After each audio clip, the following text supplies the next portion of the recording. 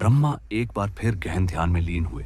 जैसे ही उनके मन का कंपन ब्रह्मांड में फैला, उनके भीतर से जन्म लिए 7 दिव्य हर्षि, वशिष्ठ, मरीचि, अत्रि, अंगिरा, पुलस्त्य, पुलह और क्रतु।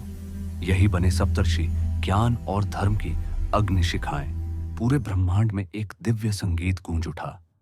सृष्टि के अगले अध्याय की शुरुआत हो चुकी थी। ब्रह्मा के हृदय से प्रकट हुआ धर्म, एक 4 पैरों वाला दिव्य वृषभ, हर पैर एक मूल्य का प्रतीक, सत्य, तप, स्वच्छता और करुणा। ब्रह्मा बोले, सत्य युग में तू 4 पैरों पर खड़ा रहेगा, क्योंकि ये 4 गुण उस युग में फलेंगे फूलेंगे। पर जैसे जैसे युग बदलेगा, तेरे पैर गिरते जाएंगे। धर्म सहम गया। ब्रह्मा की आंखें नम थीं। मैंने तुझे हृदय से रचा है धर्म, पर तू दूसरों के हृदय में टिक ना पाएगा। ब्रह्मा के भ्रुकुटी से अग्नि, वक्ष से कामदेव, अंगूठे से दक्ष, नाभि से विश्वकर्मा और कंठ से नारद। नारद के जन्म पर ब्रह्मा मुस्कुराए। शायद यह पुत्र सृजन को आगे बढ़ाएगा। पर जैसे ही उन्होंने अनुरोध किया, पुत्र, सृजन की यात्रा आरंभ करो, नारद ने शांत भाव से सिर हिलाया।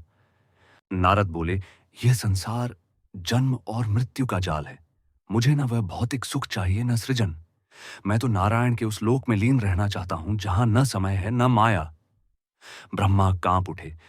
पहले मधु कैटभ, फिर कुमार, फिर रुद्रों की उग्रता, और अब नारद भी मुंह मोड़ रहा था।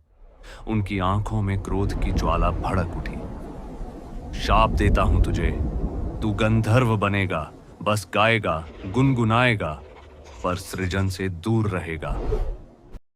नारद स्तब्ध थे, पर वे चुप नहीं रहे।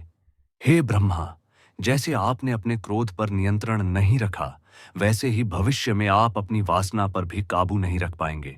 आप उस पर आसक्त होंगे जिस पर आपको कभी दृष्टि भी नहीं डालनी चाहिए थी, और उसी मोह में पड़कर आप अपना विवेक, अपनी मर्यादा सब खो बैठेंगे। यह शाप है एक पुत्र का। आपको वही भोगना होगा जो आप दूसरों को सहने को कहते हैं। ब्रह्मा चौंक गए। पुत्र ने पिता को शाप दिया था, और वह भी ऐसा शाप। त्रिलोक हिल उठा। ब्रह्मा के कमल के पुष्प मुरझाने लगे। वे रो पड़े, और तभी कहीं से एक नई आहट आई।